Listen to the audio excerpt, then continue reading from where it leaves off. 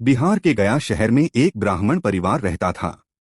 पंडित सिद्धार्थ राय अपनी पत्नी अनुप्रिया के साथ अपने पुश्तैनी गांव में रहा करते थे। सारे समाज में सिद्धार्थ और अनुप्रिया की आपसी समझ और तालमेल का कोई जोड़ नहीं था। सिद्धार्थ के 4 बेटे थे। चारों ही बच्चे अच्छे विद्यालयों में वेदों की उच्च शिक्षा ले रहे थे। गर्मी के दिन चल रहे थे और पूरा परिवार घर के आंगन में सोने बिस्तर बिछाकर लेट गया। करीब आधी रात को एक जहरीला सांप आंगन में घुस आया। उसने सबसे पहले सिद्धार्थ को डस लिया। सिद्धार्थ की तड़प से जब तक अनुप्रिया की आंखें खुलीं, तब तक वह सांप उसे भी डस चुका था। दुर्भाग्य के खेल के चलते वे चारों बच्चे एक ही क्षण में अनाथ हो गए। उनके लालची रिश्तेदारों ने धोखे से उनके घर पर कब्जा कर लिया और उन्हें बेसहारा कर घर से निकाल दिया। उन्होंने अपने नाना जी के घर जाने का निश्चय किया। जाते ही उन्हें पता चला कि उनके नाना जी की भी मृत्यु हो गई है। उनके मामा ने उन्हें पनाह तो दी, पर कुछ ही दिनों में उनका भी व्यवहार बदल गया। इस बात से बहुत दुखी हो बड़े भाई रवि ने छोटे भाई कुमार से कहा, आज जब मैंने अपनी जान देने के लिए खुद को पेड़ से रस्सी से लटका दिया, तब एक नेक आदमी ने मुझे समझाया कि हमें जिंदगी का सामना सफलता से करने के लिए खुद में एक अनोखी काबिलियत पैदा करनी होगी। रवि की बात सुन कुमार की आंखें जगमगा उठीं। दोनों ने सब सोच विचार कर निर्णय किया कि अगर वे जादू सीख लेते हैं तो वे पैसे कमाने का एक स्थायी जरिया बना सकते हैं। यह सोच चारों भाइयों ने अलग अलग चारों दिशाओं में जाने और खुद को बेहतर बनाने का फैसला किया। रवि उत्तर दिशा में आगे बढ़ा, कुमार दक्षिण में, कार्तिक पूरब दिशा में गया और अर्जुन पश्चिम दिशा में। रवि चलते चलते मकसर देश पहुंच गया। वहां के लोगों से उसे पता लगा कि कुछ दूर जंगल में एक तांत्रिक रहता है जो मरे हुए जानवरों की हड्डियों पर सही तरीके से मांस चढ़ाने की विद्या जानता है। वह जंगल में मिले जानवरों की हड्डियां इकट्ठी करता था और उस पर मांस चढ़ाकर उसका इस्तेमाल अपनी तांत्रिक क्रियाओं में करता था। रवि डरता डरता उस तांत्रिक की गुफा के सामने पहुंचा। डरे हुए रवि को तांत्रिक ने पास बुलाया और पूछा, क्या बात है लड़के? क्या अपनी मरी हुई गाय पर मांस चरवाने आया है? भाग जा, मैं मुफ्त में कुछ नहीं करता। रवि का अपने आने का मकसद बताने पर तांत्रिक विद्या सिखाने को मान तो गया, पर कीमत के तौर पर उसने रवि के सामने एक शर्त रखी। वह बोला, कल ही मैंने सुना है कि मकसर के राजा के छोटे बेटे की मौत हो गई है। उस 4 साल के बच्चे की हड्डियां कितनी नरम होंगी और उसका मांस भी। मुझे अपनी ताकत और बढ़ाने के लिए कब से एक राजघराने के नाबालिग बच्चे की बलि चढ़ाने का इंतजार है। जा, तू श्मशान से उसकी हड्डियां ले आ। मैं तो वहां नहीं जा सकता। शोकग्रस्त राज परिवार के सुरक्षा घेरे से उनके लाडले बेटे के अंतिम अवशेष लाना अपनी मौत को दावत देना था। वह सिपाहियों की आंख बचाता श्मशान में जा छिपा।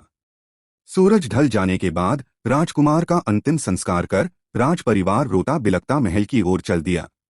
मंत्री और बाकी विशेष लोग भी आग ठंडी होते होते श्मशान के अंधेरे से दूर हो गए।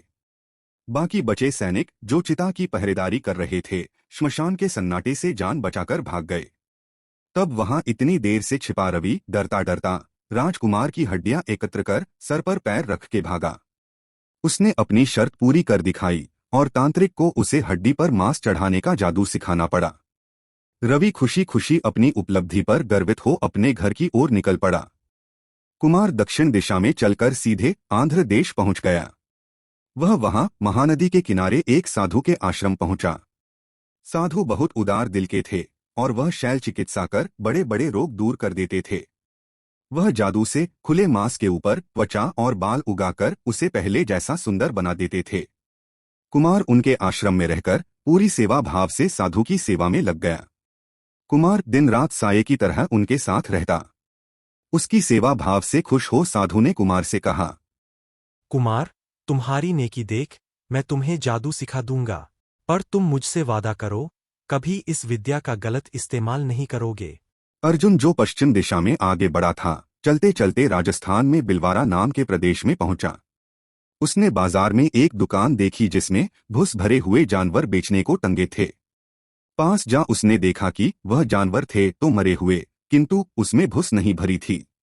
उस दुकान का मालिक मरे हुए जानवरों, जिसमें चमड़ी और बाल दोनों हों, उनके वह जादू से असली अंग बना देता था। सजीव दिखने और महसूस होने के वजह से वह जानवर बहुत ऊंचे दाम में बिक जाते थे। अर्जुन व्यापारी की दुकान में मुफ्त में दिन रात काम करने को राजी हो गया, पर बदले में व्यापारी को उसे वह अनोखा जादू सिखाना पड़ा। कार्तिक पूरब दिशा में चलते हुए सीधे मेघालय में एक बौद्ध साधु के आश्रम जा पहुंचा। वहां आश्रम में रहकर कई बौद्ध भिक्षु अध्ययन कर धर्मानुकूल कार्य करते थे। आश्रम के प्रमुख महंत को मूक और असहाय जानवरों से बड़ा प्रेम था। उनके पास मरे हुए प्राणियों में जीव डालने की अनोखी विद्या थी।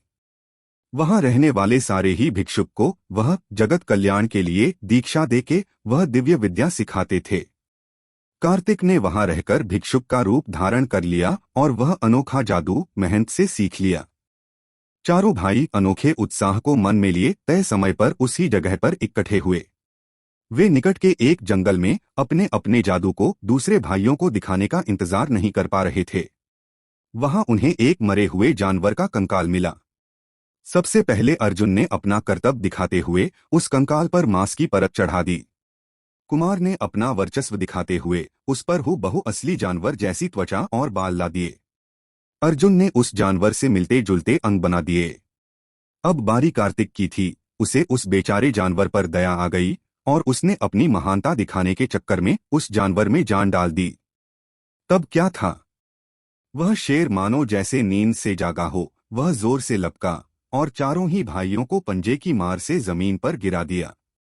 पल में उन चारों के प्राण निकल गए और वे उस भूखे शेर का भोजन बन गए। उन भाइयों की मौत का जिम्मेदार कौन है? वह भाई जो नहीं जानते थे कि उनके जादू के फल स्वरूप कौन सा जानवर तैयार हो रहा है। या बेवकूफ कार्तिक, जिसने देखकर भी शेर के शरीर में जान डाल दी और सबकी जान पर खतरा ला दिया। या फिर जान गंवाने का असली कारण उनका आधा अधूरा ज्ञान था। उन्होंने जादू तो सीख लिया पर उसका सही उपयोग ना सीख सके।